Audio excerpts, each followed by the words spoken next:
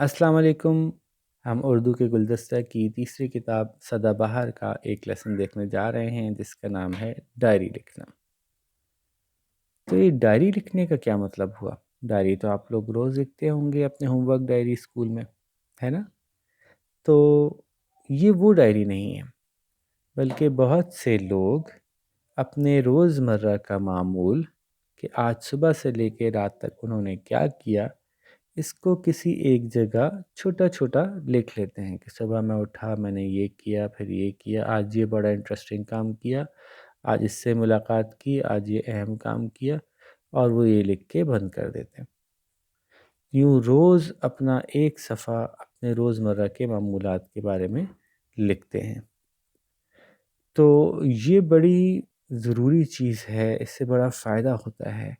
اگر کوئی اس عادت کو اپنائے تو اس سے بڑا فائدہ ہے۔ ان فائدوں پہ ہم بعد میں بات کرتے ہیں، پہلے ہم لیسن کی طرف جاتے ہیں، سبق پڑھتے ہیں۔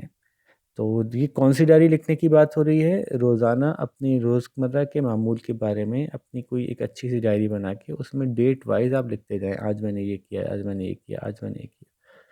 پھر آپ 1 سال بعد، 2 سال بعد، 5 سال بعد، 10 سال بعد کبھی پڑھتے ہیں بیٹھ کے کہ آپ کیا کرتے تھے، کیا کیا کیا کرتے تھے جب آپ اس عمر کے تھے، اس وقت آپ روزانہ کیا کرتے تھے۔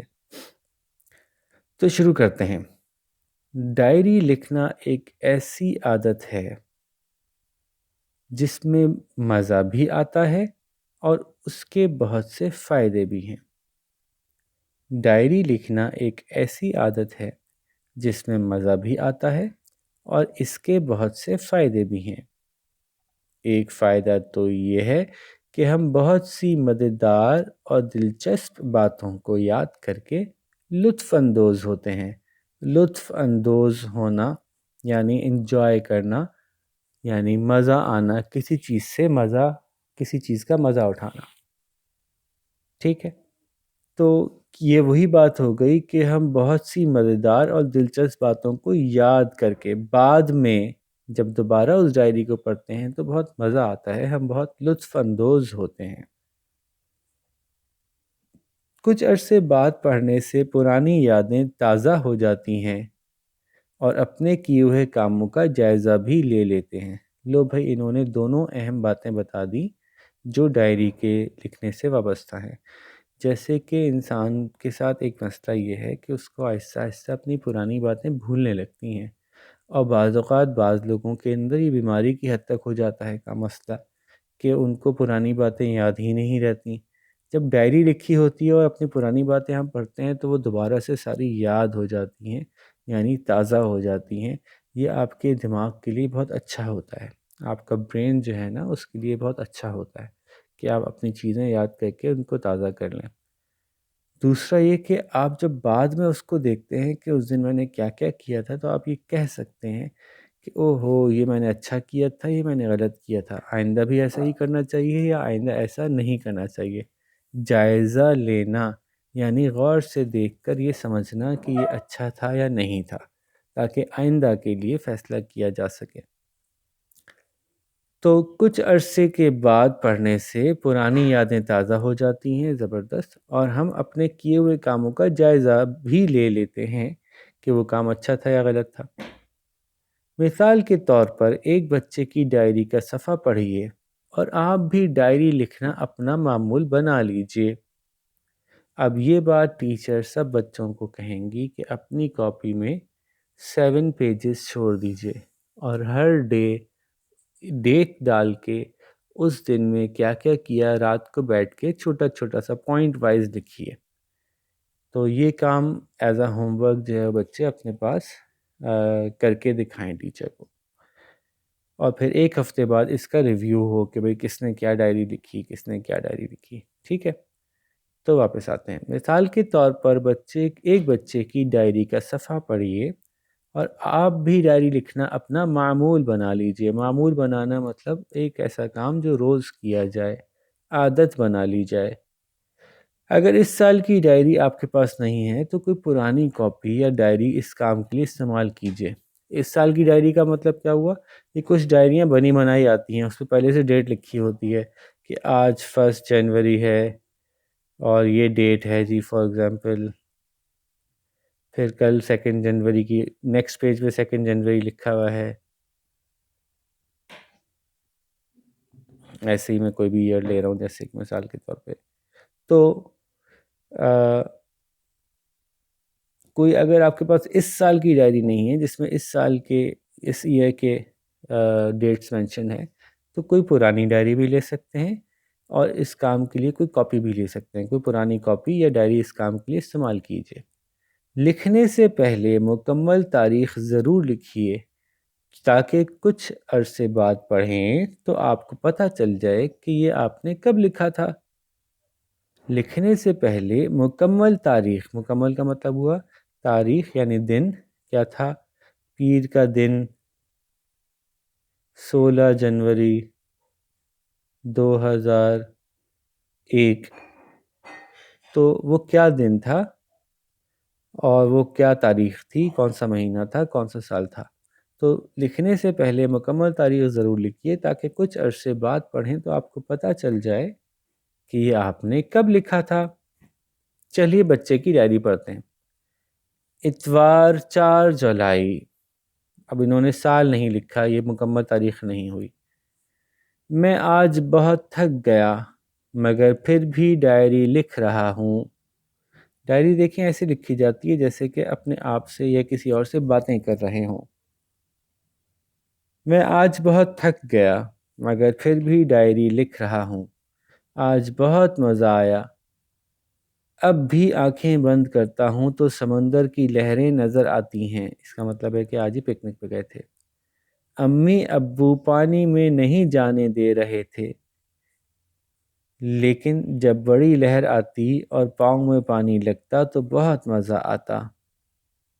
ساحل پر کرکٹ اور پکڑم پکڑائی کھیلی. سب بڑے بھی کھیل رہے تھے. اب یہ اتوار کو ہو گیا، اگلے دن پیر کی لکھی انہوں نے. پیر 7 جولائی. کل کی تھکن آج بھی ہے. میں ساحل سے کچھ سیپیاں لایا تھا. سیپیاں سمجھتے ہیں نا آپ لوگ، چھوٹی چھوٹی وائٹ کلر کی ہوتی ہیں، جو میں نے مچھلی گھر میں ڈال دیں. مچھلی گھر کس کو کہتے ہیں؟ ایکویریم کو کہتے ہیں، جس میں آپ گھر کے اندر گلاس کا بنا ہوا ہوتا ہے، اس میں مچھلیاں پالتے ہیں بہت سے لوگ. تو میں ساحل سے کچھ سیپیاں لایا تھا جو میں نے مچھلی گھر میں ڈال دیں. کل پاؤں کے نیچے ایک سخت پتھر آیا تھا اور چوٹ لگی تھی، اس لیے ابھی تک درد ہو رہا ہے. آج میں شام کو باہر کھیلنے بھی نہیں گیا. منگل 8 جولائی. آج امی سے بہت ڈانٹ پڑی. کیسے کمرہ صاف کروں؟ کرتا ہوں پھر ویسا ہو جاتا ہے. یہ دیکھیں انہوں نے بیچ میں یہ بنایا ہے سائن آف ایکسکلیمیشن، یہ اظہار کرنے کے لیے کہ جذباتی ہو کے یہ پوچھ رہے ہیں اپنے آپ سے. میں کیسے کمرہ صاف کروں؟ کرتا ہوں پھر ویسا ہو جاتا ہے. اور چھٹیوں میں کیسے دیر تک پڑھ سکتا ہوں؟ مطلب دل نہیں چاہتا اس لیے. تو امی سے ڈانٹ پڑی آج بہت. انیق احمد انہوں نے اپنا نام بھی لکھا ہوا ہے ڈائری کے شروع میں، آخر میں.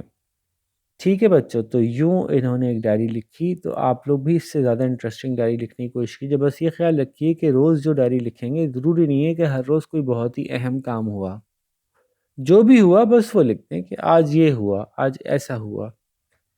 ٹھیک ہے. اور یہ یاد رکھیے کہ ڈائری لکھتے وقت کسی کی برائیاں نہیں لکھتے، وہ بہت گندا ہے، وہ بہت خراب ہے، وہ ایسا ہے، وہ ویسا ہے، کیونکہ پھر وہ ہمیشہ یاد رہ جاتا ہے. پھر ہمیشہ کے لیے وہ شخص آپ کی نظر میں برا ہی رہتا ہے. آپ بار بار پڑھتے ہیں پھر آپ کو یاد آتا ہے ہاں دیکھو یہ کتنا برا تھا. کسی کی برائیاں نہیں لکھتے ڈائری لکھتے وقت. ٹھیک ہے بھائی، اوکے. اپنے بارے میں لکھتے ہیں اپنا معمول، کہ میں نے آج یوں کیا، آج یہ کیا، آج ایسا کیا، آج ایسا کیا. معمول لکھنا ضروری ہوتا ہے. لوگوں کے بارے میں یہ نہیں لکھنا ضروری کہ جی وہ بہت برا آدمی تھا، اس نے بہت برا کیا. اس طرح کی باتیں لکھنا اچھی بات نہیں ہے ڈائری میں. ٹھیک ہے. اچھا جی، آگے چلتے ہیں. اگلی ہی اسی سے متعلق، اسی سے جڑی ہوئی ایک ایکٹیویٹی ہے، اس لیے ہم اس کو ساتھ ہی کر رہے ہیں. کچھ احادیث عظیم لوگوں کی کہی باتیں اسی ڈائری میں لکھیے تاکہ وہ محفوظ ہو جائیں اور آپ ان کو اکثر پڑھ کر عمل میں لا سکیں. بعض اوقات لوگ ڈائری کے بیچ بیچ میں اپنے آج میں نے یہ کیا، کل میں نے یہ کیا کرتے کرتے بیچ میں کچھ اقوال زرعی بھی لکھ لیتے ہیں. اقوال زرعی کسے کہتے ہیں؟ اقوال جمع ہے قول کی، قول کہتے ہیں کسی کی کہی ہوئی بات، تو کسی کی کہی ہوئی باتیں. زرعی کہتے ہیں جو روشن ہوں، چمک رہی ہوں، جو بہت مشہور ہوں، جو بہت کام کی ہوں یا بہت اہم لوگوں نے کہی ہوں، تو اقوال زرعی. ٹھیک ہے، روشن اقوال. تو آپ کچھ روشن اقوال بھی لکھیے، انہوں نے بھی کچھ دیے ہوئے ہیں، پڑھنا بھی سیکھ لیجئے. تو شروع کرتے ہیں. راستے میں سے مسلمانوں کو تکلیف دینے والی چیز ہٹا دیا کرو، یہ چیز تمہیں نفع دے گی. حضرت محمد صلی اللہ علیہ وآلہ وسلم، ہمارے پیارے نبی نے یہ قول ان کا ہے کہ مسلمانوں کے راستے سے تکلیف دینے والی چیز ہٹا دیا کرو، یہ چیز تمہیں نفع دے گی. نفع کا مطلب فائدہ دے گی، یعنی دنیا میں بھی فائدہ ہوگا اس کا کہ سب لوگوں کو آسانی ہوگی، اور آخرت میں بھی فائدہ ہوگا، اللہ تعالیٰ ثواب دیں گے. دوسرا قول، زیادہ باتیں کر کے اپنے آپ کو بیوقوف ثابت نہ کرو.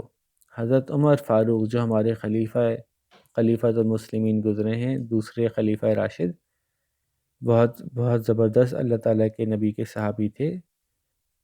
تو حضرت عمر فاروق رضی اللہ تعالیٰ عنہ کا قول ہے کہ زیادہ باتیں کر کے اپنے آپ کو بیوقوف ثابت نہ کرو، یعنی جو زیادہ باتیں کرتا ہے سب کو پتہ چل جاتا ہے کہ یہ عقل مند نہیں ہے. پھر قائد اعظم محمد علی جناح رحمۃ اللہ علیہ کا ایک قول ہے، قومیں سونے اور چاندی سے نہیں بلکہ علم اور عمل سے بنتی ہیں. یعنی کسی قوم کو امیر ہونا ہے، بڑا بننا ہے، زبردست بننا ہے، تو وہ سونے چاندی کے پیچھے بھاگنے کے بجائے تعلیم حاصل کرے، اور صرف تعلیم ہی حاصل نہیں کرے بلکہ اس پہ عمل بھی کرے. اسی سے قوم اچھی بنتی ہے، طاقتور بنتی ہے، ترقی کرتی ہے. ارسطو ایک بہت سوچنے سمجھنے والے صاحب گزرے ہیں ماضی میں، بہت پہلے. ٹھیک ہے، تو ارسطو کی بھی بہت سی باتیں لوگ کوٹ کرتے ہیں. وہ ایک عقل مند آدمی گزرا تھا، اس کو انگلش میں ایرسٹاٹل کہتے ہیں. تو انہوں نے بھی کچھ کام کی بات کہی تھی، دیکھ لیتے ہیں کیا کہا تھا. اگر کچھ سیکھنا چاہتے ہو تو اپنی غلطی سے سیکھو. یعنی اس میں دو باتیں ہیں. پہلی بات یہ کہ اپنی غلطی کو بہت برا مت جانو کہ ہر وقت کچھ اگر غلط ہو گیا، غلطی سے کوشش کی تھی صحیح کرنے کی لیکن صحیح نہیں ہو سکا، یہ وہ والی غلطی ہے. آپ نے کوشش کی تھی کہ یہ ایسے کر لوں لیکن وہ ویسے نہ ہو سکا، تو آپ کو اب یہ سیکھنا چاہیے کہ میں نے ایسا کیا کمی رکھی جو یہ ویسا نہیں ہو سکا جیسا میں چاہ رہا تھا. نیکسٹ ٹائم میں وہ کمی نہیں رکھوں گا. تو اگر کچھ سیکھنا چاہتے ہو تو اپنی غلطی سے سیکھو کہ میں نے کیا کمی رکھی تھی، آئندہ میں وہ کمی نہ رکھوں. برنارڈ شاہ ایک رائٹر ہے، ایک ڈرامہ نگار ہیں انگلینڈ کا، اور بہت مشہور آدمی تھا، مطلب یہ بھی بہت پہلے ہوا، گزر گئے. اگر تم کوئی بات نہیں جانتے تو پوچھنے میں شرم نہ کرو. سوال پوچھنے میں شرم نہیں کرنی چاہیے، اگر نہیں آتا تو پتہ کر لیجئے. حکیم محمد صحیح ایک بہت زبردست آدمی گزرے ہیں پاکستان بننے کے بعد. ان کی بڑی خدمات ہیں پاکستان کے لیے. ایک حکیم تھے، انہوں نے ایک بہت بڑا ادارہ بنایا ہمدرد کے نام سے، جس کا کہ اگر آپ کو پتہ ہو تو ہر رمضان میں جو ہے وہ آپ روح افزا پیتے ہیں، وہ بھی انہی کی کمپنی کا بنایا ہوا ہے. ہمدرد یونیورسٹی انہوں نے بنائی، ہمدرد نونہال رسالہ آتا تھا. تو بڑے زبردست آدمی تھے. ان کا قول ہے، دوست ہی نہیں اگر دشمن بھی اچھا کام کرے تو اس کی تعریف کرو. اگر دشمن نے بھی کوئی، جس سے کہ آپ کو اختلاف ہے، اس نے بھی کوئی اچھا کام کر دیا ہے تو اس کی تعریف کرنے سے نہ ہچکچاؤ، اس کی تعریف کر لو. ٹھیک ہے جی. تو دوست کے اچھے کام کی تعریف تو کرو ہی کرو، لیکن دشمن بھی اچھا کام کرے تو اس کی بھی تعریف کرو. تو یوں ہم نے اقوال زرعی یعنی بڑی مزے مزے کی کام کی باتیں پڑھیں بہت سے بڑے بڑے لوگوں کی. اور آپ کا اس میں دوسرا کام یہ ہے کہ کوئی 3 اقوال زرعی نکالیے جس میں سے کہ تینوں حدیث نہیں ہونے چاہیے. ایک کوئی حدیث ہو سکتی ہے، دوسرے کسی اور کے ہوں. تو 3 الگ الگ لوگوں کے 3 اقوال زرعی نکالیے، اور اس بات کو اپنے والدین یا اپنے ٹیچر سے کہیے گا جو بھی آپ کی مدد کر رہا ہوں نکالنے میں، کہ یہ اقوال زرعی مستند ہوں، یعنی یہ کنفرم ہو کہ جن صاحب کے بارے میں بات کی جا رہی ہے انہوں نے ہی فرمایا ہے۔ یہ ہمارے یہاں معاشرے میں بڑا برا رواج چل نکلا ہے کہ کوئی بھی بات اپنی طرف سے کہہ دیتے ہیں اور آگے لکھ دیتے ہیں یہ فلانے نے فرمایا، جیسے کہ بہت سے لوگ ایسا کرتے ہیں کہ اپنی پسند کی کوئی بھی بات لکھ دیں گے، بعد آگے لکھیں گے حضرت علی نے فرمایا۔ اب یہ بہت بڑی بری بات ہے کہ جب تک کہ آپ کوئی کنفرم نہیں ہے کہ حضرت علی نے فرمایا رضی اللہ تعالیٰ عنہ، تو اس وقت تک آپ یہ کیسے کہہ رہے ہیں کہ حضرت علی نے فرمایا؟ آپ کوئی بھی شعر لکھ دیتے ہیں، آگے لکھ دیتے ہیں یہ علامہ اقبال کا شعر ہے، یہ جھوٹ ہو گیا، یہ بری بات ہو گئی۔ تو جو بھی قول لکھیں ایسے ہی بس انٹرنیٹ پہ سرچ کیا اور اچھا سا قول سمجھ میں آیا لکھ لیا، ایسے نہیں کرنا، بلکہ آپ کو اس بات کا یقین پہلے کرنا ہے کہ جس بندے سے یا جس شخص سے یہ قول منسوب ہے واقعی یہ اسی کا قول ہے، یا یہ کسی صاحب نے ایسے ہی بات اپنی طرف سے بنا دیا۔ ٹھیک ہے بھائی، تو یہاں پہ ہم اپنے آج کے لیسن کو اینڈ کرتے ہیں۔ آپ اپنا بہت سارا خیال رکھیے گا۔ اللہ حافظ۔